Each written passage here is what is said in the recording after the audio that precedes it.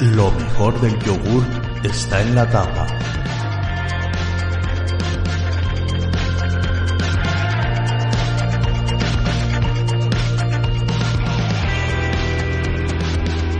En este sexto capítulo hablaremos de lo que se sabe hasta el momento de la vuelta a las aulas.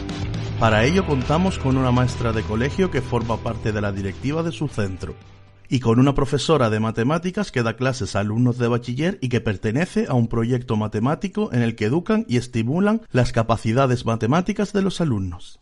Ambas educadoras nos contarán cómo ha sido su experiencia como docentes, cómo vivieron la cuarentena y qué es lo que se sabe de cara al próximo curso.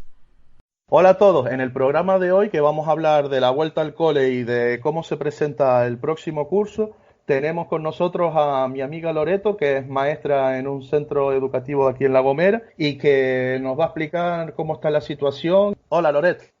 Hola Néstor, ¿qué tal? Muchas gracias por haber contado conmigo y nada, aquí estamos para responderte todas las preguntas que tú quieras y ver qué podemos resolver o en qué podemos ayudar. Pues muchas gracias a ti también por participar y esperemos que se aclare algo porque la gente tiene bastantes dudas con el próximo curso. ¿Cuándo decidiste que querías ser maestra? Pues mira, lo mío es totalmente, digamos que circunstancial, es decir, yo termino el bachillerato y cuando hago la PAU en aquel momento, no tengo todavía decidido qué quería estudiar. O sea, hay gente que termina la PAU y tiene como clarísimo de me gusta esto y voy a ir a esto, pero yo no. Sí tenía claras varias cosas. Una, que quería hacer carrera de ciclo corto, es decir, yo no iba a hacer una carrera de 5 años o más, porque yo sé la capacidad que tengo y el tiempo que quería invertir en esto. Y por otro lado, que tenía claro que quería estudiar algo que no implicara estar sentada en una oficina con papeles y ordenadores todo el tiempo, porque a mí realmente lo que me gustaba era el contacto con las personas y demás. Entonces ya por ese entonces estaba en la banda de música, no, pero sí que estaba tocando en la Orquesta Gomera, en aquellos tiempos de trompetista verbenera que tenía yo. Entonces, mis padres fueron los que me sugirieron que por qué no me animaba a hacer magisterio por educación musical, ya que quieras que no, pues tenía cierta formación que podía jugar en mi beneficio y demás. Pues nada, total que me matriculé, empecé la carrera, que era una carrera que me gustaba y demás, pero no es realmente hasta el momento en que yo realizo en el último curso las prácticas con niños que yo digo, ay, esto a mí me gusta. Y realmente, sobre todo, lo que me hizo mantenerme en esa decisión y demás fue que lo más que me gusta del trabajo es que ningún día se parece al otro, ninguna semana es igual a la otra, es decir, hay una rutina en horarios o en cosas que hacer y demás, pero no es monótono, ¿vale? Entonces ahí fue cuando ya yo me decidí. Ya después me presenté a las oposiciones y desde el año 2005 hasta la actualidad que estoy ejerciendo de maestra. ¿Y qué maestros o profesores influyeron en tu vida de forma positiva y qué recuerdos tienes de ellos? Pues mira, por ejemplo, una de las maestras que me marcó muchísimo, muchísimo en la primaria fue la maestra Luisa, que mucha gente de los que nos estén oyendo la conocerán, de aquí de San Sebastián. Y la verdad que me marcó mucho porque era una maestra seria, pero es un poco del estilo de lo que a mí me gusta, es decir, saber marcar unos límites, saber marcar unas pautas y poner un orden, pero la mujer era súper cercana, siempre te animaba. Bueno, cada 2 por 3 me estaba echando la bronca porque yo era una elegantina, porque a mí no me gusta nada hablar, por si no se habían dado cuenta. Y realmente me gustaba. Además, recuerdo que incluso haciendo una vez un trabajo de naturales con el parque cuando estaba al servicio de Licona, imagínate desde los años que estamos hablando, y me acuerdo que nos animó y yo hice una maqueta individual con plastilina y tal representando el parque de Garajonay y gané mi premio y todo. Entonces, digamos que no, que ella estuviera detrás motivándome y demás, pues también fue como, jolín, esta mujer me tiene cariño, ¿no? Cree en mí y demás. Por otro lado, y que es un poco una experiencia agridulce, pero que lo tengo como un referente total y absoluto, no cabe duda que es mi padre, por dos cosas. Una, porque me dio clase durante 2 cursos de primaria y ahí está la experiencia agridulce. Agridulce, ¿por qué? Pues por un lado, porque es mucha la presión ser la hija del maestro, y además de comentar la anécdota de que el primer cero de mi vida tuve la gran suerte, oh Loreto, qué crack eres, de sacarla con mi padre. Entonces, claro, pues, hombre, el toque de atención en casa más el toque de atención en clase, ¿no? Porque, pues digamos que pasado sobre todo el tiempo, mi padre me aclaraba que había que dejar claro que no por ser la hija del maestro yo iba a tener ningún tipo de trato de favor, ni ningún beneficio, ni nada. Es más, mi padre, si mucha gente lo conoce también, sabe que es un profesor, pues que fue un profesor muy exigente y muy serio, pues conmigo era el doble de exigente y el doble de serio. Lo cual te digo, fue algo quizás un poco una losa pesada de aguantar cuando estamos hablando de 11 12 años que tenía yo en sexto, séptimo de primaria. Pero fue una persona que yo te digo que yo la admiro, con el que tengo el orgullo y la suerte, que fue una ilusión cuando yo ya probé las oposiciones, de poder compartir no solo centro con él en el Colegio Ruiz de Padrón, sino además de compartir tutoría con él. Y fue toda una experiencia. La gente me decía, pero muchacha, compartir tutoría o clase con tu padre, pues para mí fue muy positivo, Néstor. ¿Por qué? Porque mi padre llevaba la tira de años dando clases, entonces era ayudarme y enseñarme a cómo gestionar la clase, a corregirme posibles errores, porque claro, yo no tenía más experiencia que los 3 meses de mis prácticas. Entonces, claro, estaba nuevita a estrenar, kilómetro cero estaba yo. Entonces, claro, el hombre me iba diciendo, oye, pues por aquí sí, o esto no. Mi padre me ha dado uno de los mayores consejos y que ahora está muy, muy de moda por ahí y demás, que es lo de escucha a los alumnos, habla con tus alumnos, no nos olvidemos que no dejan de ser personas con sus sentimientos, con sus miedos, sus inseguridades, sus inquietudes, con sus cosas positivas y con sus cosas que necesitan reformar. Entonces, para mí esos han sido mis dos referentes. ¿Y tienes algún recuerdo o de forma negativa recuerdas algún caso de algún maestro o maestra o profesor que te tocara? Ya fuera en el colegio, instituto, universidad, no hace falta dar nombres, ¿eh? No, no, no, no, eso te iba a decir, sin dar nombres, vamos a ver, a mí he tenido profesores, por ejemplo, en el instituto, que es que nos trataban al panzazo, como se suele decir, porque era de si no sabías algo, porque es que sois unos inútiles, porque es que tal, y es como ese tipo de actitudes me parecen totalmente contraproducentes, porque no estás consiguiendo motivar al alumnado. Igual que también tuve profesorado es que sobre todo lo acusé más en la secundaria que en la primaria. Y es un pensamiento que también, pues digamos, he comprobado un poco. Quizás porque por la primaria el profesorado tiene más cercanía y pasa más horas con el alumnado, y en secundaria como que te dan por más hombrecito y mujercita, y es un poco como, pues pasamos un poco más de ti. Entonces también tuve profesorado que en el instituto vamos, que aquello del renovarse y formarse y actualizarse no lo tenía. Y vamos, tuve profesores que de decirme, bueno, Loreto, ¿y esto de X asignatura, cómo era? Y yo decía, pero ¿cómo va a ser que esta persona me esté preguntando a mí, si yo se supone que soy la alumna y eres tú quien me tiene que guiar y quien me tiene que aportar, me estás preguntando a mí para corroborar si esto es o no es?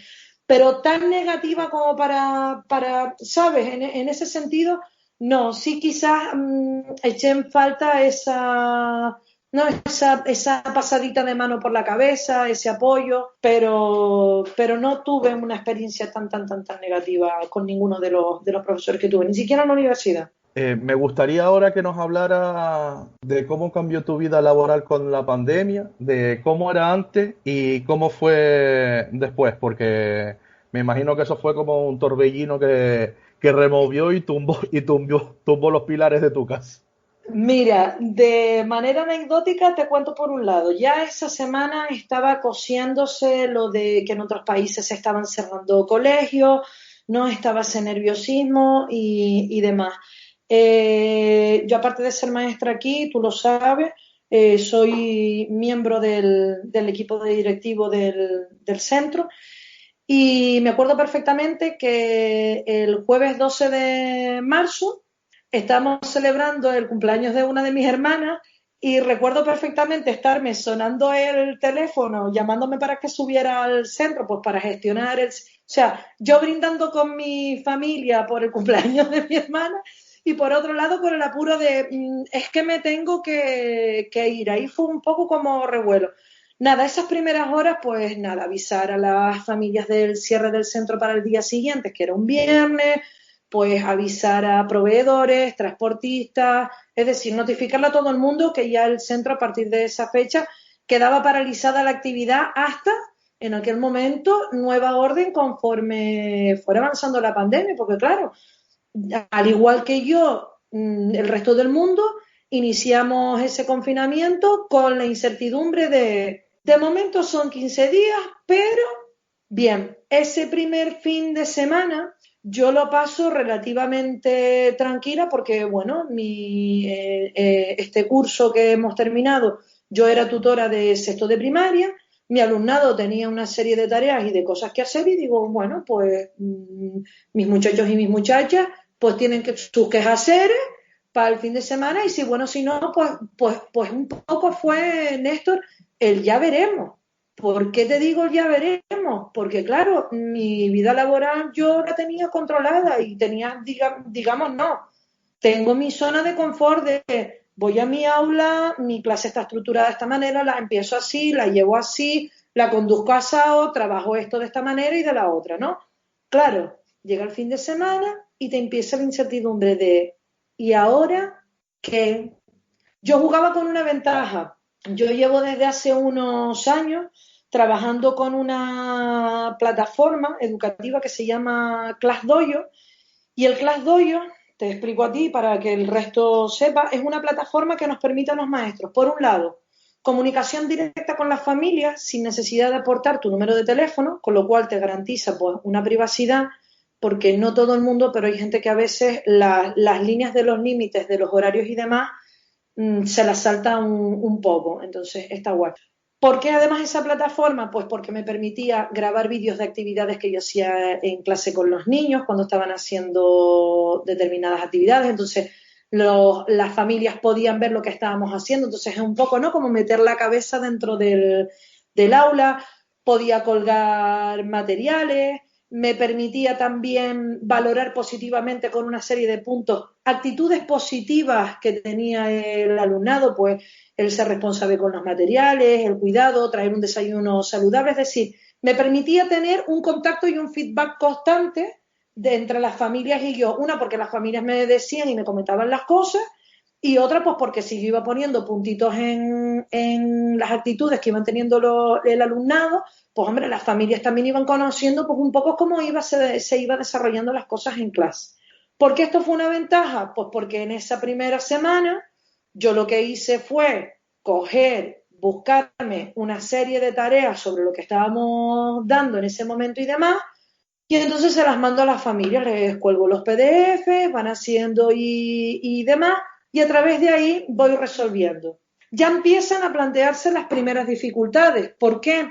Porque yo tengo esa plataforma y yo tengo una serie de aptitudes o de conocimientos informáticos, pero muchos de mis compañeros no tienen esa plataforma y también tenían las dificultades de la famosa brecha digital que se ha oído tanto hablar en esta pandemia. ¿Qué es la brecha digital? Pues el tener elementos informáticos pero no tener un conocimiento, un uso realmente práctico de ello. ¿Por qué te digo esto? Porque conforme van pasando las semanas y vamos afianzando y regulando la manera de trabajar, porque esto, con perdón de la expresión, nos cogió a todos en braga, es decir, familias, alumnados y a nosotros. Yo no sabía dar clases detrás de una pantalla, ni sabía planificar.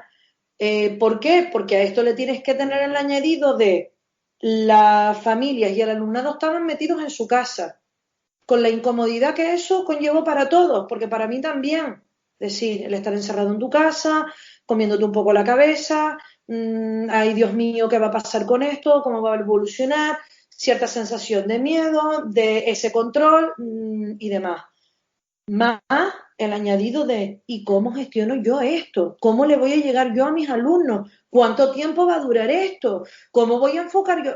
Entonces son muchas preguntas y te genera un estrés que, vamos, me daba mucha rabia cuando la gente decía, bueno, te has pegado 4 meses de vacaciones. Y yo decía, 4 meses de vacaciones, tío, con las dificultades que esto ha conllevado, porque no es fácil, Néstor. O sea, si no es fácil llegarle a una persona en vivo y en directo para intentar guiarla y ayudarla y aportarle conocimiento, no hablemos detrás de una pantalla. Entonces, cambió radicalmente mi vida.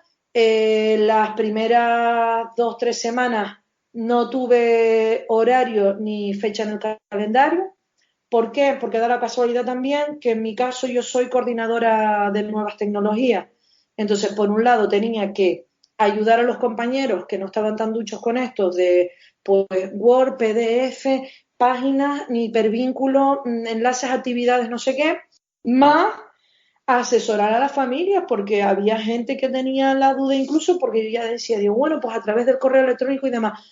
Hay familias que no sabían ni siquiera cómo crear un correo electrónico. Entonces, dicho esto, que no quiero que quede como muy negativo y demás, para mí sí tuvo en mi parte personal una parte muy positiva, pues hacerme videotutoriales para ponerlas al alcance de las familias y de las personas en general, el tema de la ayuda, que aunque me quitó mucho de mi horario, porque yo a veces decía, digo, pero Dios mío, la gente no sabe si yo también, no sé cómo, o simplemente el hecho de tener un descanso. Entonces fueron muchas horas al teléfono y muchas horas al ordenador, pero bueno, me quedo con la satisfacción de que yo creo que en mayor o menor medida pude ayudar a muchas personas. Pero a pesar, te digo, de haber sido un poco una locura, le saco esa parte positiva de pues todo lo que yo aprendí, de cosas que desarrollé, de actividades que hubo que buscar, de reinventarse también las actividades para plantearlas,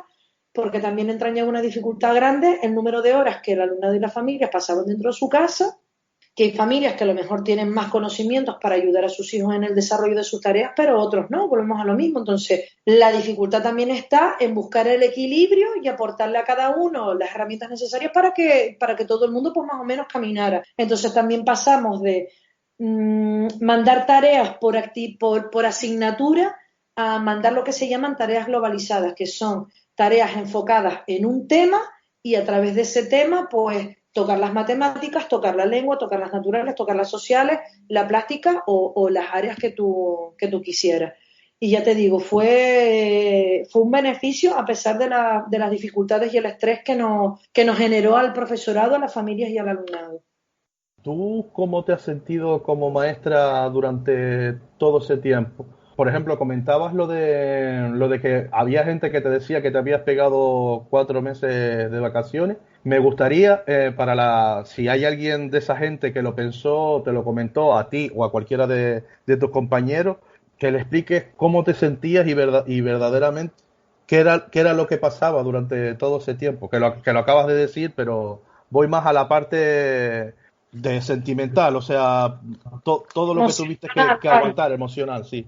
Mira, Néstor, a mí esa me parece una muy buena pregunta y te digo que hasta me toca un poco la fibra sensible en el más positivo de los sentidos, porque la gran mayoría del profesorado siempre estuvimos pendientes de, oye, cómo están los niños, oye, cómo están las familias, pero nosotros nos sentimos bastante abandonados e infravalorados, porque fue eso, ¿no? La sensación de que la gente pensaba que nosotros no teníamos ganas de trabajar, cuando no era eso, es decir, es que nos tuvimos que readaptar a una nueva forma en tiempo récord. Y además no olvidemos, usando nuestros ordenadores, nuestras conexiones a Internet, cuando ya empezamos con el tema de las videollamadas, eliminando la parcela de nuestra privacidad de nuestra casa, porque tú hacías las videollamadas y era como, déjame tener la casa ordenada para que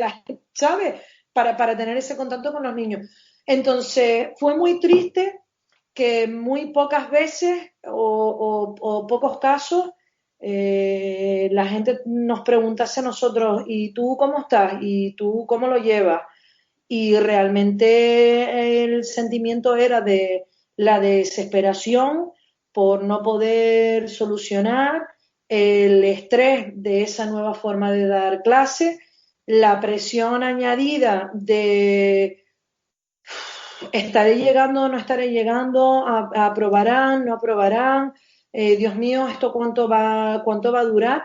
Más te digo, la incertidumbre también y el cambio de estados de ánimos que nosotros, al igual que cualquier ser humano de este mundo, durante el estado de alarma pasó, es decir, esos subidones, esos bajones, vamos, yo recuerdo tener días que decía, menos mal que yo vivo sola, porque es que yo vivo con alguien y ahora mismo me tiro los cacharros a la cabeza, porque ni yo misma me soportaba, es decir, días de euforia auténtica de valorar, pues oye, un poco el tiempo en soledad, de ver las cosas que otras personas hacían y demás, pero yo te digo, ha sido muy, ¿sabes? Triste que no hubiera nadie que dijera, oye, ¿y tú cómo lo has llevado? Sino todo lo contrario, porque es que los maestros mandan mucha tarea, porque es que no entienden la situación de la familia, porque es que, oye, nosotros trabajamos y demás. Y entonces, ya te digo, adaptarse a esas circunstancias era una presión muy grande. Entonces, la sensación, yo creo que de todo el profesorado en general fue como de abandono y de que no se estuviera valorando el tremendo sobreesfuerzo que se estaba haciendo, ya te digo, y me repito, con el añadido de los cambios de humor, los estados depresivos, de tristeza y melancolía que se tuvo durante el confinamiento. Entonces, da un poco de rabia que tú estés haciendo un esfuerzo y que la gente te haga comentarios como ese y no se paren a pensar o se pongan en tus zapatos y piensen, contra, qué fastidiado es estar en tu casa, encerrado, que ya es incómodo, más el añadido de tener que adaptarte a hacer esto y que encima te estén diciendo que no estás haciendo nada cuando tú realmente estás haciendo el mayor de tus esfuerzos, porque me consta, Néstor, y esto sonará que como yo estoy del lado de los maestros porque soy maestra, no, no, no, no, no, no, o sea, todo el mundo en la medida de sus posibilidades hizo el mayor de los esfuerzos para tratar de trabajar, preparar actividades y llegar al alumnado. Y no sentimos que eso estuviera valorado. Y es un trabajo que tiene una responsabilidad enorme para el cuidado que tienes que tener del alumnado, más el tratar de saber llegar y el saber estar con el alumnado. Pero bueno, como de todo tiene que haber, pues ahora a toro pasado, un poco como me da igual, nosotros sabemos lo que hemos hecho, somos conscientes de lo que hemos desarrollado y bueno, pelillos a la mar, ¿no? Antes comentaste que una de las cosas que se quejaron los padres fue de que mandaban los maestros mucha tarea. Lo peor es que yo oí quejándose, o sea, padres quejándose con la tarea, oí exactamente el mismo número de padres quejándose de que era mucha a padres quejándose que era poca porque los maestros estaban en su casa tocándose los visillos de las cortinas, por no decir otra cosa. Y lo más triste que oí yo que se lo oía a un padre comentándolo con otra persona, yo que fui, digamos, escuchador pasivo, le estaba diciendo que le mandé ayer la tarea al maestro y tal para que la corrigiera y me dijo que era domingo, que el lunes ya me decía, mira tú, que el lunes ya me decía, si él está en la casa, ¿qué otra cosa tiene que hacer que corregir la tarea? Y yo me pareció increíble, digo, tío, o sea, pero que es domingo, o sea, ellos están trabajando, pero tienen que tener un horario y tienen que tener una vida. O sea, no están a tu disponibilidad las 24 horas porque estén en la casa. Efectivamente, también estaba la incomprensión, eso de como tú estás en tu casa, es que a mí me llegan a decir, es que a mí me lo llegan a decir, no es que como tú estás en tu casa, chicos, pero es que yo estoy en mi casa, pero volvemos a lo mismo. Yo tengo vida y efectivamente había gente que se quejaba, entonces volvemos a lo mismo. Es que es muy dificultoso adaptarse a todos los niveles, a responder a las dudas de padres, a responder a las dudas del alumnado, a atender a la diversidad, a coordinarte con el compañero para atender al alumnado con necesidades educativas especiales. Y yo, por ejemplo, te digo, yo creo que en nuestro centro se hizo un buen trabajo habían actividades que copaban pues todo lo necesario, es decir, pues el alumnado auditivo, el alumnado de aula en clave, el alumnado de todos los niveles y desde todas las áreas. Entonces, no sé, yo creo que ahí no hubo término medio, ¿no? Era un poco como cada familia barría para su casa y miraba lo suyo, pero bueno, como dices tú, es así de triste. Yo entiendo que cada uno se mira sus barbas y lo que le interesa, pero no sé, yo creo que en este mundo hay que tener una visión un poquito más global y más cuando se habla de educación, que a mi entender funciona con cuatro patas, que es enseñantes, familias, alumnado y la sociedad. Entonces ahí tenemos que ir todos a una y se puso de manifiesto con esta situación, ¿sabes? A día de hoy, ¿qué se sabe del próximo curso? ¿Cómo lo afrontas tú como maestra?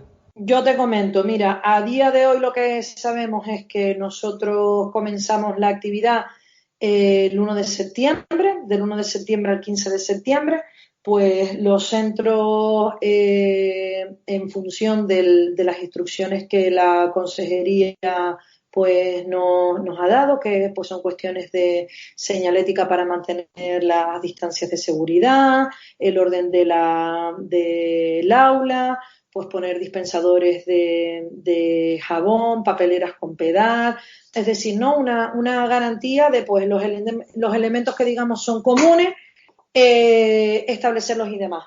¿Qué pasa? Que del 1 al 15 de septiembre los centros nos tendremos que organizar porque evidentemente, Néstor, mi centro no es igual que el centro de la Dama o que el del Migua, por cantidad de alumnado, por cómo están diseñados los edificios, por los espacios de los que tú dispones o no dispones y tienes que mirar cómo te arreglas, porque tienes que ser conocedor también del personal que tú tienes a tu cargo, que es de riesgo, y cómo vas a gestionar todo eso. Entonces, digamos que durante esos 15 días, pues tendremos todos que arrimar el hombro y determinar de diferentes cuestiones, porque evidentemente pensamos más entre todos que solo cuatro cabezas pensantes, que son los equipos directivos. Entonces, el 15 de septiembre empezaremos las clases, pues intentando aportar todas las soluciones posibles y todas las garantías posibles, siendo conscientes también de que los centros no lo podemos controlar todo. Es decir, yo puedo poner dispensadores de hidroalcohólicos y puedo marcar la separación y puedo hacer las entradas por un lado para uno y las salidas por otros y escalar los recreos y adaptar horarios, y es decir, la gestión de lo que nosotros podemos controlar y está al alcance de nuestras manos. Pero no hay que olvidarse que esta situación ha puesto de manifiesto que la ciudadanía tiene que ser responsable. Es decir, yo puedo controlar unas cuestiones en el colegio, pero que las familias, el alumnado y la sociedad en general tenemos que ser responsables pues de hacer uso de las mascarillas, no compartir cosas, mantener la distancia de seguridad, mantener la higiene de manos. Y un poco, desgraciadamente, no te puedo responder más a cómo va a ser el comienzo de curso, porque como tú habrás podido comprobar en las propias noticias y demás, por un lado, las instrucciones no son claras porque también responden un poco al criterio de las circunstancias de cada centro, y es muy graciosa la coletilla, nótese la ironía de dejamos a la autonomía de los centros y a los equipos directivos que decidan.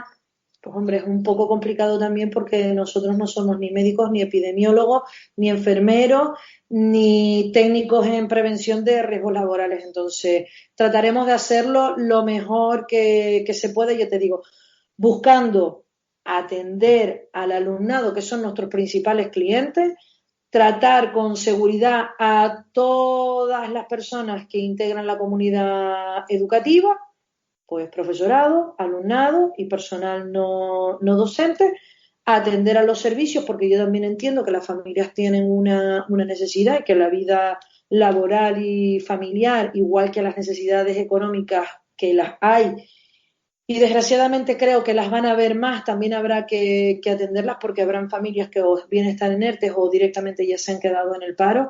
Entonces yo pienso también que eso hay que atenderlo. Entonces creo que el inicio del curso promete ser todo un reto, pero por la parte mía y yo creo que por la parte de la gran mayoría del profesorado, Néstor, será lo que te acabo de decir, arrimar el hombro e intentar buscar soluciones dentro de esta incertidumbre que tenemos, pues todo. La seguridad como premisa máxima.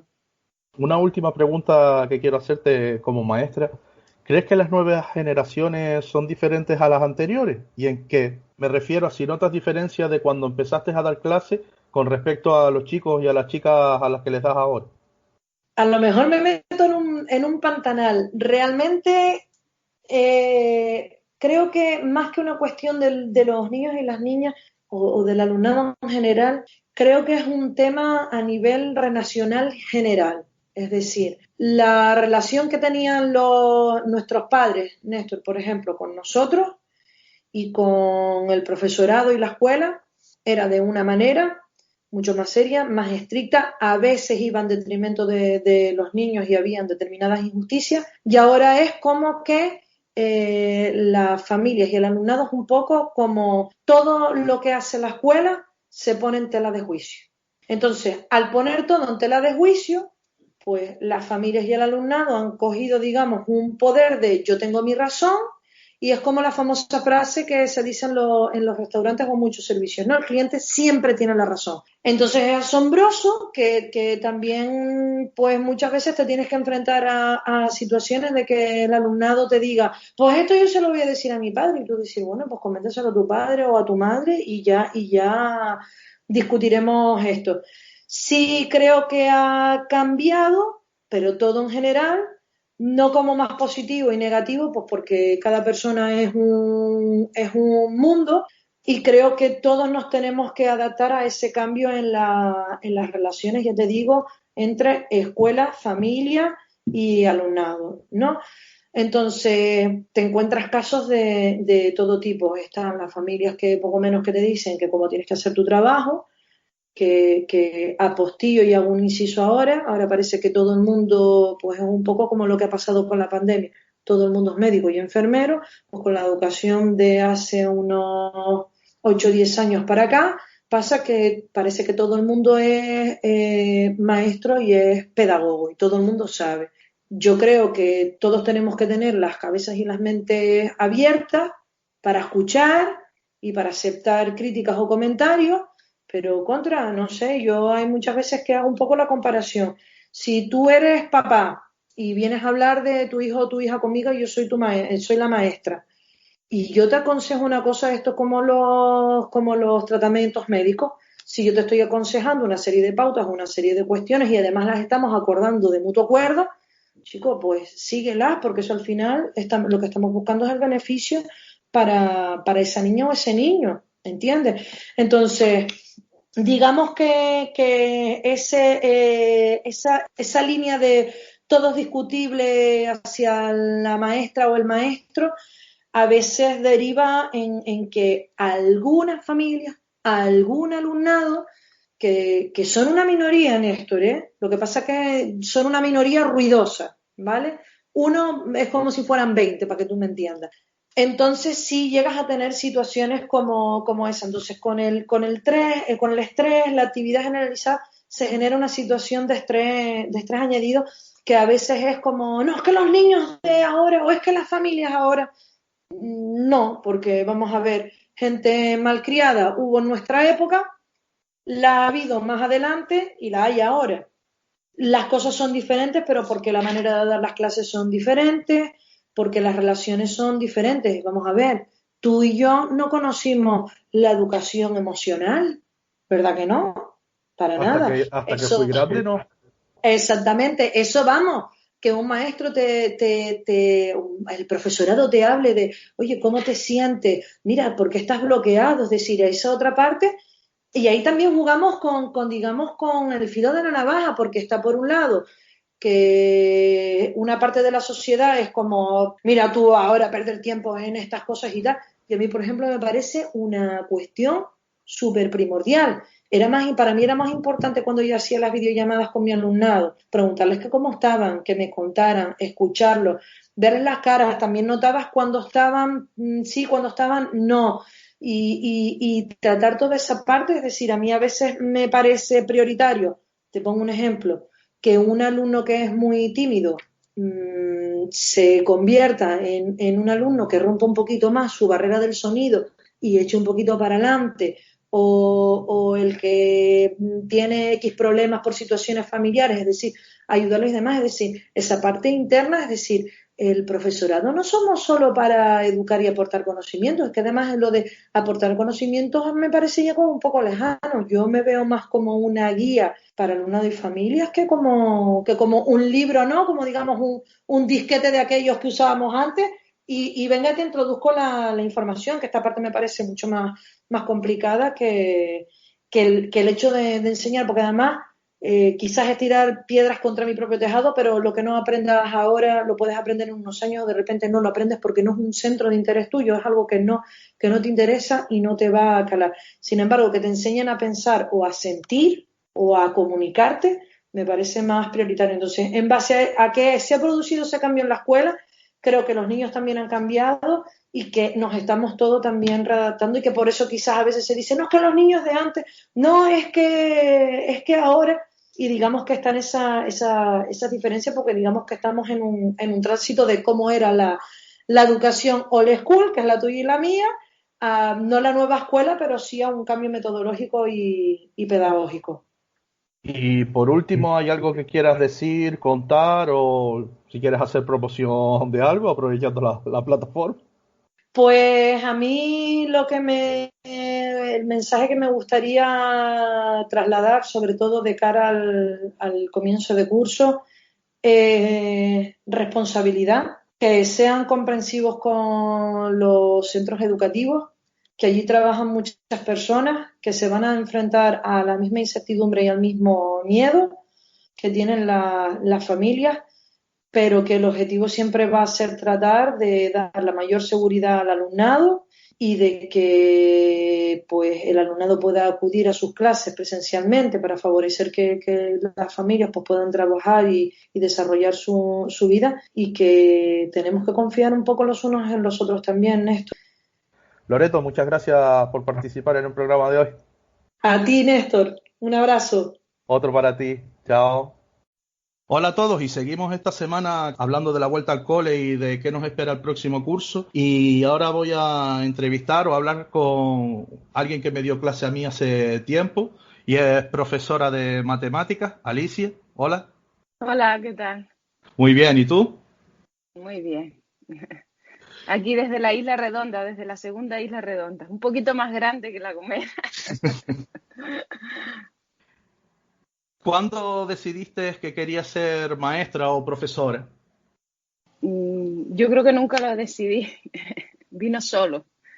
Yo cuando estaba en el instituto estaba en lo que ahora es segundo de bachillerato, que era el antiguo COU, y no tenía claro qué hacer. Lo que sí tenía claro es que siempre se me habían dado bien las matemáticas y que era lo menos que me costaba, ¿no? Pero también me gustaba mucho la filosofía, y entonces en ese momento dije, bueno, pues ¿qué hago? Algo que me guste y que se me dé bien, pues nada, matemáticas. Además también quería salir fuera y claro, la Facultad de Matemáticas estaba en Tenerife, en La Laguna, y entonces era una oportunidad para salir fuera y dije, pues allá voy. Hice el primer año de carrera y resulta que la asignatura que más me gustó del primer año fue física. Y entonces estuve pensando cambiarme o incluso hacer las dos licenciaturas. Pero claro, como me había ido tan bien, dije, a ver si me voy a arriesgar y esto me va a salir mal. Y nada, y continuó con matemáticas. Cuando llegué a tercero seguía sin tener claro lo que iba a hacer. Y había una doble especialidad, una era matemática fundamental y otra era estadística, investigación operativa y computación. Y a pesar de que yo siempre había dicho que me negaba a recibir clases de informática porque los ordenadores nos iban a quitar el trabajo, dije, bueno, voy a ver qué tal es esto de la computación y de la investigación operativa y la estadística y tal. Igual me abre más puertas y ya no solo me voy a dedicar a la enseñanza, me puedo dedicar a la enseñanza. Y entonces, nada, escogí esa especialidad. A partir de ahí empezó mi amor por la informática. De hecho, sigo siendo una apasionada de la informática. Y terminé la carrera y empecé a dar clases en una academia, dando clases a gente universitaria, era una academia universitaria, y me gustó la experiencia. Me llamaron de una empresa para ver si quería ser programadora y ante la posibilidad de ir a esa empresa que me pagaban una miseria y trabajaba 11 horas al día, o quedarme en la academia, pues preferí quedarme en la academia. A partir de ahí, pues ya me llamaron de un colegio privado, puse el currículum en un colegio privado en Tenerife, en uno concertado, en el Cisneros, estuve trabajando allí un año y al año estaba apuntada en las listas, estaba congelada para poder trabajar allí y de repente me descongelé y salió un trabajo en La Gomera y ahí fue que te conocí. Y entonces ya llevo pues 23 años dando clases. Y claro, ya pues ahí no sé si esta es mi verdadera vocación, porque ya te digo que mi pasión es la informática, pero me ha ido muy bien y aquí continúo. ¿Y qué maestros o profesores influyeron en tu vida de forma positiva y qué recuerdos tienes de ellos? Justo ayer los estaba nombrando. Hay dos profesores que influyeron mucho en esta vocación y fue un profesor que me dio clase en tercero de BUP de matemáticas y una profesora que me dio un coach también de matemáticas, ¿no? Mi experiencia anterior con las matemáticas pues tampoco había sido tan buena. El profesorado que había tenido pues no había llegado lo suficiente, a pesar de que a mí se me daban bien, pero estos dos hicieron que me apasionara la asignatura y de hecho yo creo que influyeron en que escogiera este camino. También en EGB, en el colegio, dos profesoras me marcaron también de matemáticas. Yo creo que es importante, es importante el profesorado. Ahora que me dedico a esto, lo pienso y digo, es una complicada profesión porque a veces eres referente de muchas personas, ¿no? Y debes hacerlo lo mejor posible. Pero bueno, esta gente, eso sobre todo, un profesor de historia también muy bueno, recuerdo algunos. En la facultad ya no tanto, igual sí, dos quizás, pero tengo mejor recuerdo del instituto y del colegio. ¿Y de forma negativa recuerdas algún caso que tuvieras también de profesor? No hace falta dar nombres, pero ¿te acuerdas de alguien que te marcara en el mal No, sentido? no, quizás a mí lo que me molestaba era que no trabajaran lo suficiente, ¿sabes? Yo ver que eran despreocupados, que no se preparaban las clases, sobre todo en la universidad. En el instituto nunca me encontré con eso. Sé que también había gente que tenía carácter débil, por así decirlo, y entonces, claro, como pasa siempre, pues muchos nos reíamos del profesor. Yo después me he sentido mal y he pensado en mi madre, el pobre, lo mal que lo estaba pasando. Pero no, de entrada lo más que me dolía era que no fueran preparados y que no trabajaran lo suficiente. Tú eres profesora de matemáticas. ¿Qué tienen las matemáticas que te gustan tanto?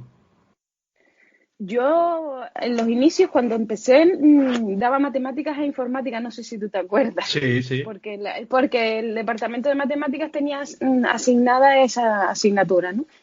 Lo que pasa es que después, más tarde, surgió el cuerpo de profesores de tecnología y ellos asumieron la responsabilidad de la informática, ¿no?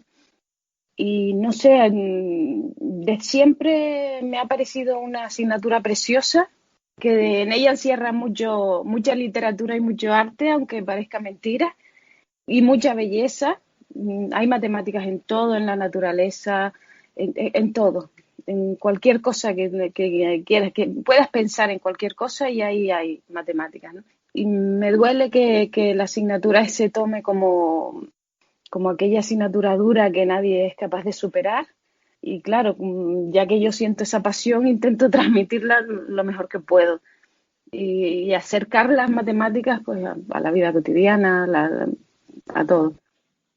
Pero a lo mejor también lo de que las matemáticas sea una cosa dura y algo difícil de alcanzar puede depender también muchas veces del profesor, ¿no? Porque a mí me ha pasado, por ejemplo, con profesores que he tenido de inglés, que yo he llegado a pensar, digo, pues igual soy un tronco para los idiomas, y luego con otros me ha ido bien. Entonces, no sé, igual las matemáticas es verdad que las matemáticas, el problema es que yo creo que es una cosa bastante lógica y que Sí. tienes que sentarte y estar centrado en lo que tienes que hacer y lo tienes que, o sea, tienes que saber lo que estás haciendo. Desde que tú hay algo que no tengas muy claro, no sirve de nada lo que estás haciendo. Entonces Sí, tienes que tenerlo claro y te lo tienen que haber explicado relativamente bien o que tú lo entiendas, por lo menos. sí. ¿Sabes qué pasa, Néstor? También que en la asignatura nuestra se basa en unos fundamentos que se adquieren en primaria, ¿sabes? Y aparte del razonamiento y la resolución de problemas, sobre todo la resolución de problemas, las operaciones elementales básicas se adquieren en primaria. Entonces, si desde pequeñito esto no se trabaja y se asume bien, luego cuesta bastante. Por ejemplo, te plantean un problema en el que hay operaciones elementales y si tú no sabes qué es lo que te están pidiendo, para hacer lo que te están pidiendo tienes que multiplicar. Por mucho que te sepas la tabla, lo vas a tener complicado. Y como se construyen las matemáticas basándose en esos fundamentos básicos de atrás, entonces la gente que no los tiene le cuesta bastante seguir escalando, ¿vale? Curso tras curso. Nuestra labor está en intentar enganchar a esa gente que aunque no tenga esos conceptos básicos, igual por otro camino se puede seguir progresando, ¿no? También tenemos una complicación añadida y es que los que damos clases en secundaria y en bachillerato, sobre todo en secundaria, pues el perfil de la gente que está aquí, pues según por la edad, son adolescentes y a mucha gente no le preocupa estudiar ni los estudios. Y entonces muchas veces tienes que intentar hacer malabarismo para lograr enganchar. Yo a veces digo, mi madre, te da la sensación de ser una especie de payaso, ¿no? O no sé, o de actriz o de actor, ¿no? Porque intentas ganar a tu público, que en este caso es tu clase, ¿no? De la mejor manera posible, engancharlos. Yo no sé si tú recuerdas que yo utilizo mucho los juegos y las competiciones y te regalo tantos positivos y te regalo para intentar enganchar a la gente y sobre todo a aquella gente que de entrada ves tú que piensan que no valen, pues intentar valorarlos y hacer que piensen que sí, que es posible sacar la asignatura y que pueden. De hecho, bueno, tú me conociste a mí en clase y yo intentaba hacer eso y sigo haciéndolo. Me da mucha pena gente que tiene muchas capacidades, muchísimas capacidades, y que por la vida que le ha tocado vivir No las no aprovecha. las aprovecha. Sí, esa es la gente que más pena me da y es la que intento rescatar siempre. Gente que es de la calle, como digo yo, que por el hecho de estar en la calle son muy despiertos, ¿sabes? Y que tienen unas capacidades increíbles y sobre todo para resolver problemas, que es lo más complicado de esta asignatura, ¿no? Y razonamiento lógico. Entonces tú dices, Dios, esta gente hay que sacarla de ahí, sacarla de ahí, intentar engancharlos, ¿no? Aunque sea con las matemáticas. Me he encontrado mucha gente con problemas que se han enganchado y de hecho han llegado muy lejos. Porque yo les decía, mira, si quieres escapar de lo que tienes en casa o fuera de ella, la mejor manera es estudiar. Enciérrate en tu habitación, coge unos libros, estudia, sigue adelante, venga. Además, vas a conseguir de esa forma, es como único vas a conseguir tu objetivo, que es escapar de esa situación, porque estudiando pues puedes conseguir un futuro mejor, lograr un futuro mejor, tener otras opciones, ¿no?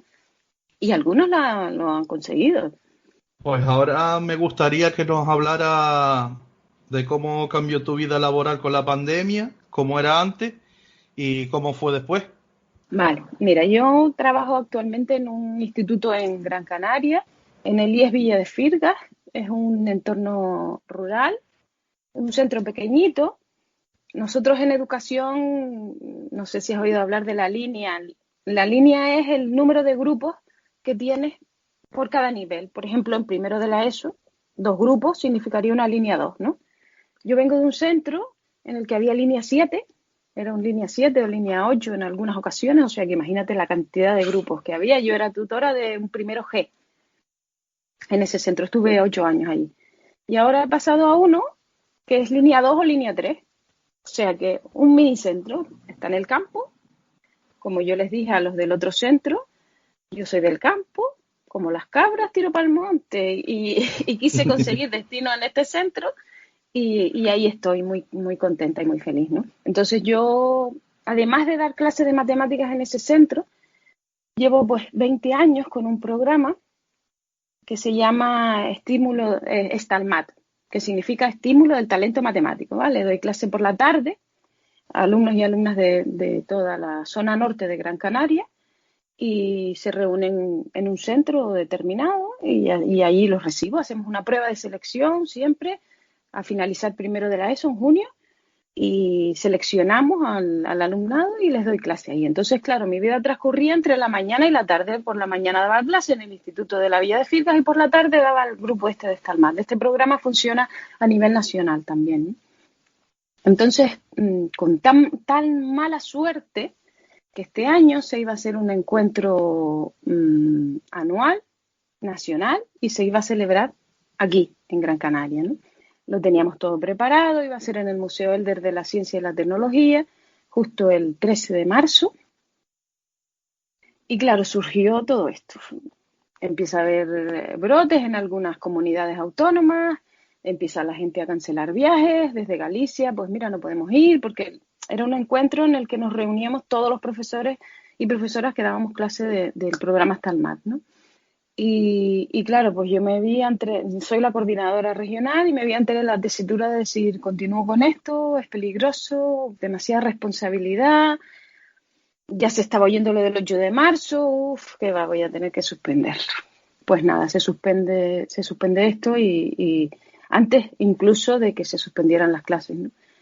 Y al lunes siguiente nos dicen, pues mira, no va a haber colegio, tienes que empezar a trabajar a través de teleformación desde tu casa y atender a todo el alumnado. Bueno, eso fue una odisea. Igual para mí no tanto, ¿vale? Porque yo ya en el centro trabajaba de manera online.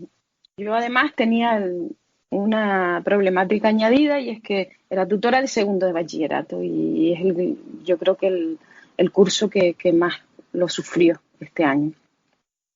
Entonces, pues nada, yo empecé, ya tenía una plataforma, que es una plataforma que nos ofrece la consejería, que es la plataforma de EVAGD, es un entorno Moodle, ¿no? Donde se comparten materiales y yo esa plataforma ya la usaba antes con todo mi alumnado.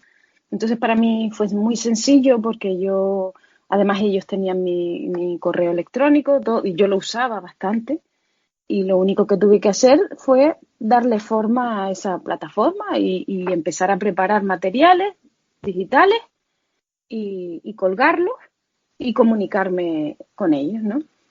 Con segundo de bachillerato, además de eso, pues les ofrecí la posibilidad de hacer videoconferencias y de continuar dándoles clase a través de videoconferencias y gracias a eso pues llegaron a buen término. Fue muy estresante porque al grupo de segundo de bachillerato, por ejemplo, pues necesitaba tener contacto directo con ellos porque a lo mejor, yo que sé, salía una normativa nueva sobre la EBAU, tenía que comunicársela, tenían que matricularse, prescribirse, yo tenía que saber si se habían matriculado, se habían prescrito y de manera inmediata no podía hacer uso del teléfono y entonces creamos un grupo de WhatsApp.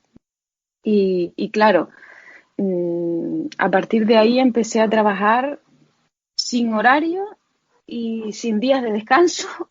Claro, a lo mejor, sobre todo el alumnado de segundo de bachillerato, tenía una duda a las 11 de la noche de un sábado y te la mandaba y ¿cómo ibas a dejar pasar esa duda?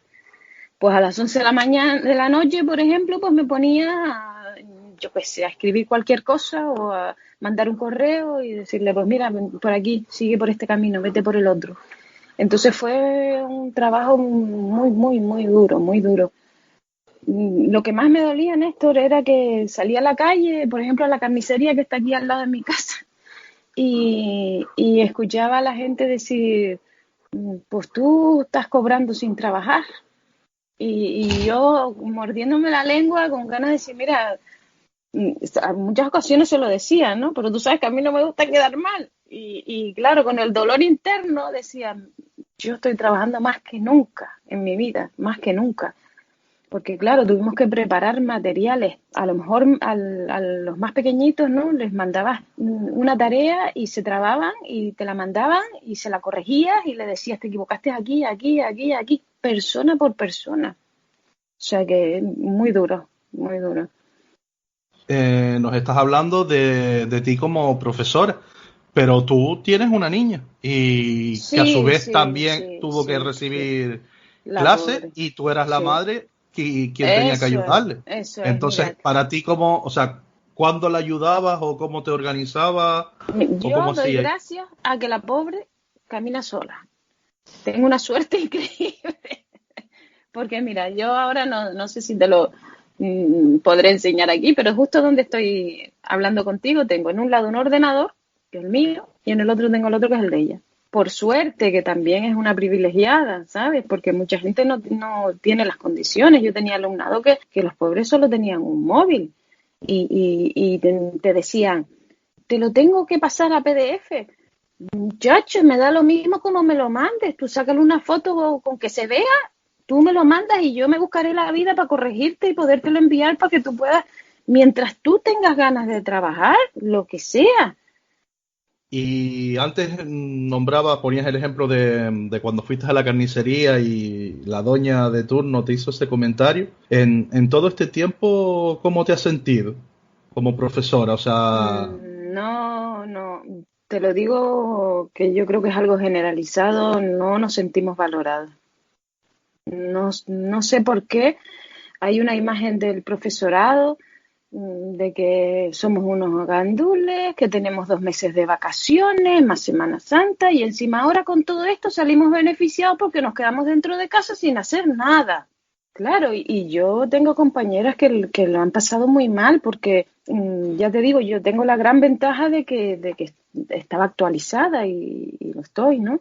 Pero hay gente que se ha puesto a estudiar y a prepararse todo, cómo crear cursos online, mm, haciendo uso del correo electrónico, partiendo de cero, han tenido que ponerse al día, o sea que al mismo tiempo que estaban trabajando, se estaban formando. O sea que, ya te digo, es un trabajo de muchas horas, de muchísimas horas. Y sigo, de siempre lo he visto en la sociedad, ¿no? Que es un trabajo que no está valorado. Y ahora con todo esto, pues peor todavía, ¿sabes? Te duele. Pero bueno, ya estamos acostumbrados. ya, eso es lo peor, Mm. que encima tengas que acostumbrarte a escuchar esa clase de Hombre, yo comentarios. entiendo, Néstor, que hay de todo. Hay gente en nuestra profesión que es verdad que, bueno, que no hace lo que debería, lo que yo te nombré antes, Sí, el claro, profesorado pero como en que yo todas, veía ¿no? que, claro, pero es una mínima parte, pero mínima, mínima. En el centro en el que yo estoy ahora, no hay nadie. No hay nadie que haya dejado de atender al alumnado y que haya dejado de trabajar durante todo este tiempo. Entonces, es una mínima parte. Y que se utilice eso para generalizar y decir que el profesorado no trabaja, pues no me parece justo. Es que sería tan injusto como que el profesorado dijera que todos los alumnos son unos gandules porque tienen Muy alumnos que bien, son gandules. eso es, Es eso igual es, de... eso es, eso es, eso es. Yo también lo escucho muchas veces y también me duele porque hace poco alguien comentó algo y dijo, la juventud está fatal, el alumnado cada vez está peor, ¿sabes? Siempre lo oigo. Pero qué casualidad que lo llevo oyendo durante estos 23 años que llevo dando clase, pues Y, cada vez y, está pero- peor. y cuando tú eras joven no lo oías tan bien, porque yo es una cosa que le digo a También, la gente. también, Digo, es que es también. una frase que se repite generación tras generación, en plan, Sí, esta sí, sí, juventud no va a servir para nada. Digo, joder, pues algo habrán hecho mal las sí, sí, anteriores. sí, sí. Yo no he tenido jamás ningún problema con la juventud y mira que la tengo de cerca, nunca. Y hay gente muy válida siempre. Es que no te puedo decir que nadie no lo sea, ¿entiendes? Hay personas que son como son por su situación, por los problemas y los conflictos que han tenido, y lo que hay que intentar es echarles una mano para que salgan adelante, no hundirlos más. Eso yo lo tengo clarísimo, echarles una mano, intentar hacer lo posible por rescatarlos, si es que se puede, que siempre se puede, ¿sabes? Yo por lo menos lo intento, no apartarlos. Hay gente que, hombre, yo también a veces he tirado la toalla, en esto te soy sincera, ¿sabes? Porque lo intento y veo que no, y entonces digo, bueno, pues ya yo no puedo hacer nada más por esta persona, ¿no? Pero hasta casi el último momento estoy intentándolo, Bueno, a pero ver si también es se puede normal. rescatar. Muchas Mm. veces tiran la toalla hasta los propios padres, de que cuando ven que Sí, no pueden sí. con él. Entonces, si los padres se dan por vencidos, ¿qué más será alguien que al fin y al cabo es un trabajador que lo que intenta es lo mejor para él o ella? Pero si él o ella no quiere, pues tampoco, Claro. a la No, y fuerza no sabes se lo que va a hacer. me ha pasado que cuando a veces he dicho voy a tirar la toalla es cuando reaccionan. O sea que imagínate. Tú dices, pues ya me dejo no me está prestando atención, pues voy a ver si hago algo para que me preste atención. Me ha pasado también, pero no son muchos los casos. Normalmente la gente se rescata porque siempre hay algo con lo que enganchar, ¿sabes? Y eso es lo que más satisfacciones te da, porque la gente que camina sola, que también hay que atenderlos. Ya te digo que yo por la tarde atiendo a personas que se supone que tienen talento matemático y que es gente que ya camina sola Ujú. y se sienten acogidas en estos grupos, ¿no? También hay que atenderlos. Es tan difícil esta profesión porque tienes dentro de un mismo recinto a 30 personas diferentes, cada una con una necesidad y una manera distinta de aprender, y te tienes que adaptar a todas las maneras, ¿sabes? Porque hay uno que a lo mejor aprende jugando, hay otro que no le gusta jugar porque dice, yo lo que vengo aquí es aprender y a memorizar. Y entonces tú tienes que atender de la misma forma a todo ese grupo de personas tan heterogéneas. Y después hay mucha gente que tiene dificultades añadidas extras, porque tiene sus propios problemas, ¿no? Que también tienes que tenerlos en cuenta. O sea que es bastante complicado estar ahí delante, como te dije antes, igual que una obra de teatro, con 30 caras mirándote, o más, a veces más. Yo llegué a tener 39 en segundo de bachillerato, hace 2 años. No, en un Sí, aula. sí, sí. O hasta 42 o 43 tengo como compañeros que han tenido gente, siempre en bachillerato, ¿no? En secundaria puede llegar hasta 35.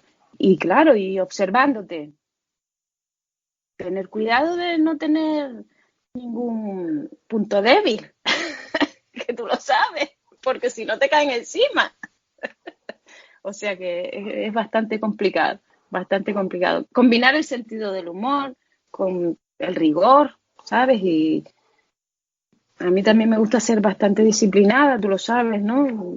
Todos los días hacer lo mismo, hay que trabajar, hay que hacer tareas, pero no dejar de lado el sentido del humor y la cercanía, sobre todo, lo más importante para mí es la cercanía.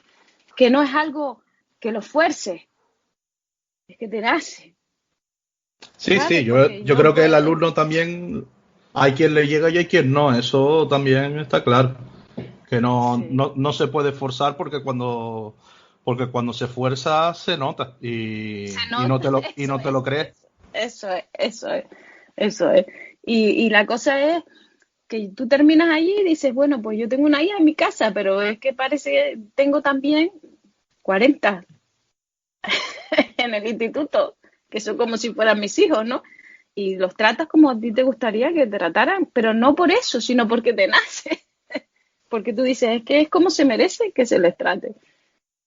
Yo ya te digo, en todo este tiempo que llevo dando clases, jamás he tenido problemas con faltas de respeto, que siempre se comenta por ahí, que si agresiones, que si yo jamás he tenido problemas de ningún tipo. Todo lo contrario. Hay gente que sí, que de entrada está a la defensiva, ¿no? Y que tiene una agresividad innata, pero por su situación personal, ¿no? y a medida que te vas acercando se va suavizando, o sea que no tengo nada que decir. Y a día de hoy, ¿qué se sabe del próximo curso? ¿Cómo lo afrontas tú como profesora y como madre? Bueno, por lo que sabemos, el día 15 comienzan las clases en primaria y el 16 en secundaria. El día 15 empezaría mi hija a trabajar, el día 16 me toca a mí empezar, ¿no?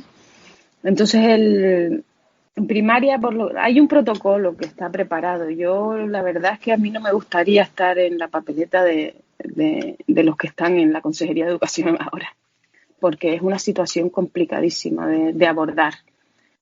Depende de la actualidad y depende de lo que vaya pasando en el momento, y esta situación, por desgracia, se va complicando día a día. Y hoy dictas unas instrucciones y la semana que viene ya puede haber otras contrarias, porque claro, la situación puede cambiar de un día para otro, ¿no?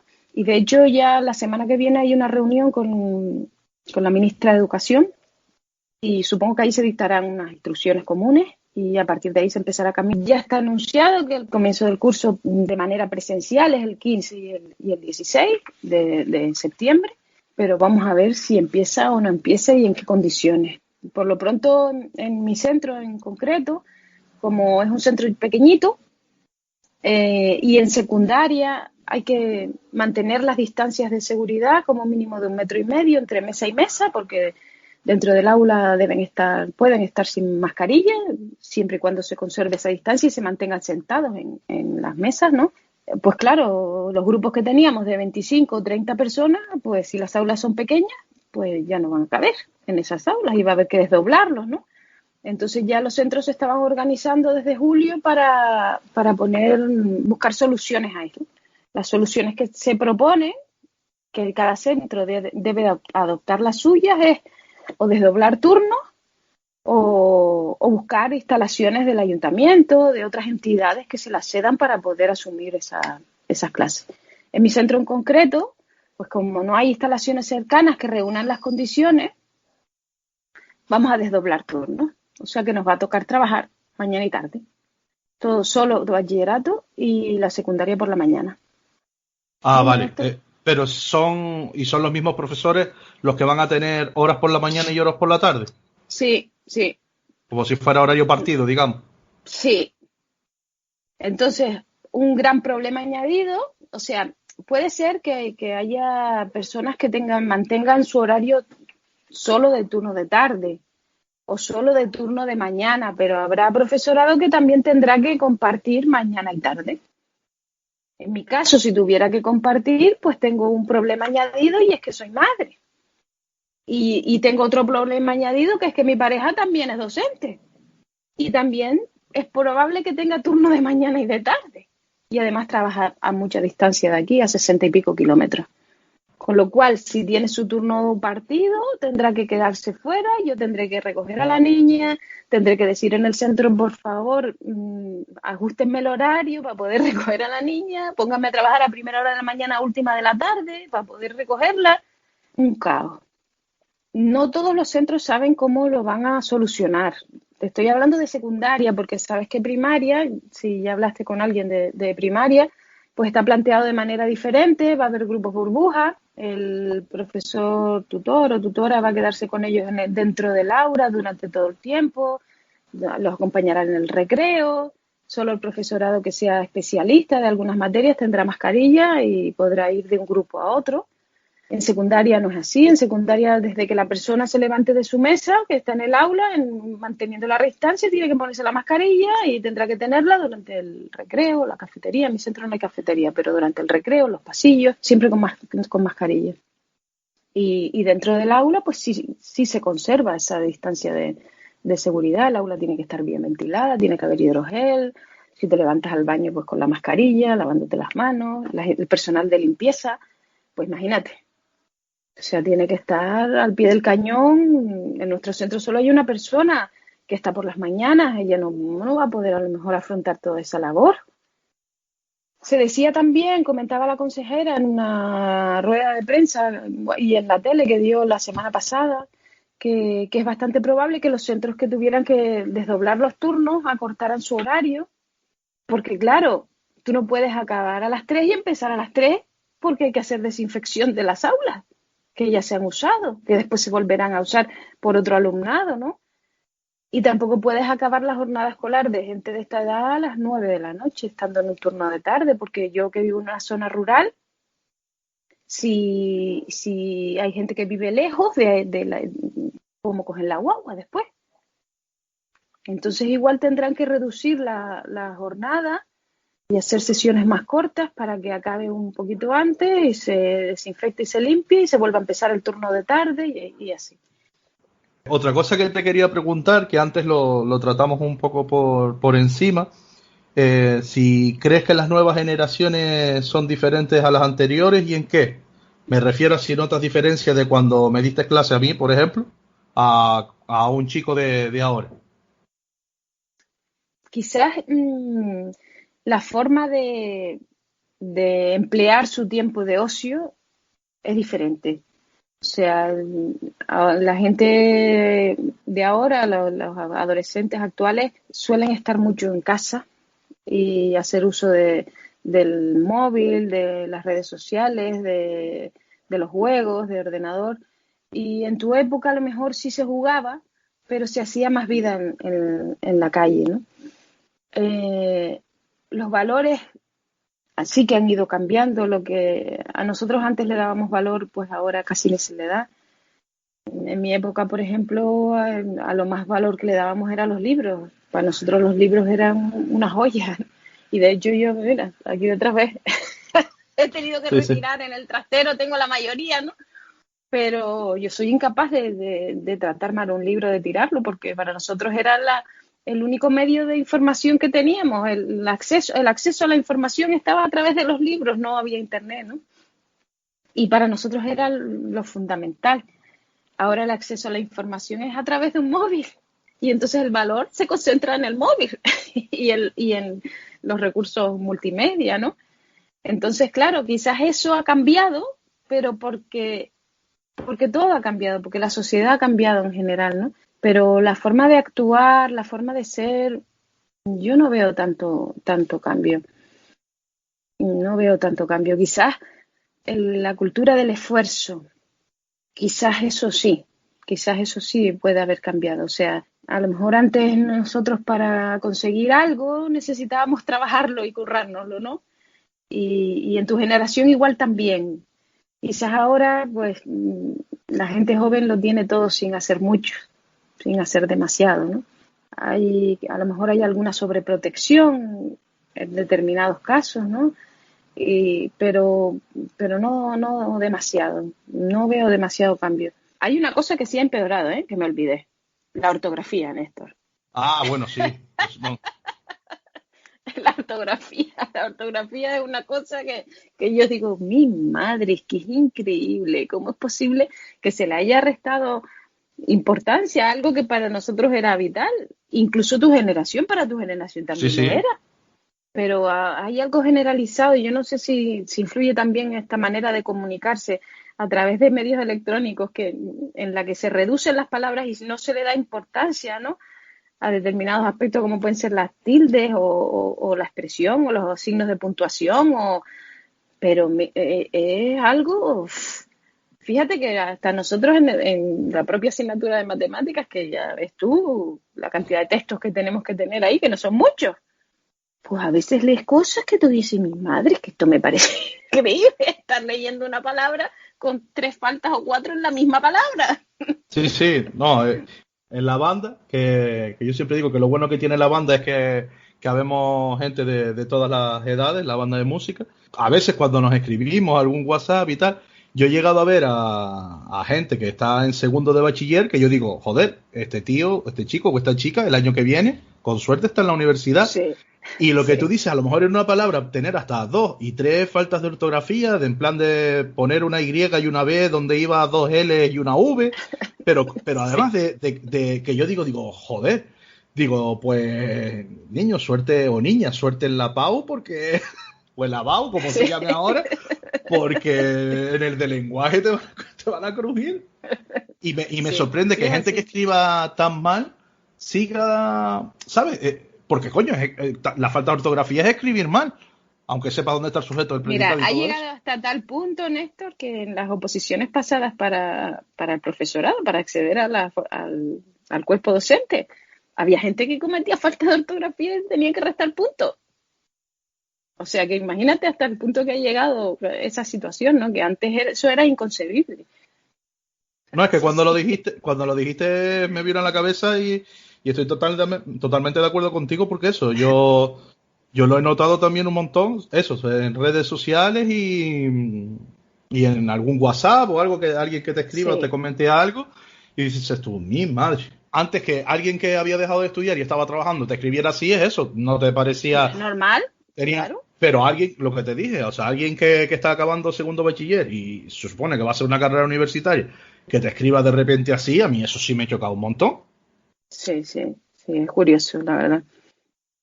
Y por último, ¿hay algo que quieras decir, contar, o quieres hacernos promoción de algo? No, mira, solo quiero comentar mandar un saludo a la gente de mi segunda islita redonda por el tema del conato de incendio que hubo ayer y que me tocó el corazoncito cada vez que veo algo de La Gomera, y darles las gracias por haberme acogido también. Estuve 3 años ahí y fueron los primeros en la enseñanza pública, porque como antes les comenté, primero estuve en academias universitarias, luego en la concertada, y mi primera experiencia en la enseñanza pública fue ahí. Recuerdo que el primer año tuve todos los terceros de la ESO menos el tuyo, Néstor. Sí, es verdad. No, el mío era el D. El D, pues. El D que... Entonces, todo es verdad. Que si te acuerdas estaban todos los terceros en la primera planta y el mío estaba en la segunda, aislado completamente. Sí. Pues yo tenía todo menos el tuyo, además de otros cursos, ¿no?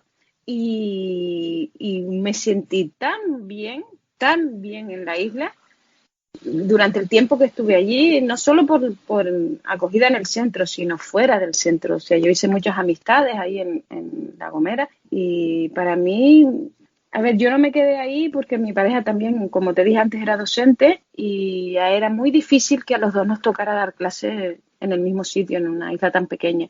Entonces tuvimos que buscar una isla mayor donde tuviéramos posibilidades de conseguir trabajo los dos, y por eso estoy aquí en Gran Canaria. Pero de ser por mí, yo me hubiese quedado ahí a vivir, porque para mí fue maravilloso. Pues Alicia, muchas gracias por todo, y por mi parte ha sido un placer. Gracias a ti. Bueno, un saludo. Chao. Quiero darle las gracias, como siempre, a las 2 invitadas de hoy, en especial a Alicia. Ella ha sido mi profesora o maestra preferida en lo que a mis años escolares se refiere. Me ayudó mucho a que me valorara más y a que viera diferentes salidas a los diferentes problemas. En una época como la adolescencia, un buen o mal profesor te influye para el resto de tu vida, y ella a mí me ayudó mucho y le estaré eternamente agradecido. Por ello le quiero dedicar este programa. Muchas cosas o proyectos como este en los que me embarco vienen de que en su momento ella me dijera: si quieres, tú tienes capacidades para hacerlo. Y cada vez que creo o me veo con fuerzas para afrontar un reto, me lanzo. Así entré en la banda de música con 31 o 32 años. Así me lancé e interpreté a un personaje en una obra de teatro sin haberlo hecho nunca. Por eso me preparo como actor de doblaje y locutor. Por eso he sacado un podcast y me pego todo el trabajo de concertar entrevistas, hacerlas, editarlas, preparar el programa, difundirlo en redes sociales, hacerle promoción y responder a los mensajes que me llegan. Todo esto porque en su momento alguien confió en mí y luchó porque yo viera que era una persona capaz. Esto solo lo digo porque creo que tenemos que valorar muchísimo más la tarea de los educadores, y sobre todo de los buenos. Para que los niños de hoy sean el futuro, tiene que haber gente que los forme, anime y ayude a madurar, y los padres solos no van a poder. Después de toda esta parrafada, simplemente me queda pediros que me sigáis en las diferentes redes sociales. Estamos en Facebook, Instagram y Twitter. Recordaros que os suscribáis en las diferentes plataformas en las que escucháis el podcast para estar informados de todo lo que pase. Estamos en Spotify, iVoox, Anchor FM, Google Podcast, Apple Podcast y YouTube unas horas después de la salida del capítulo. Sin más, sed felices y no deis por saco.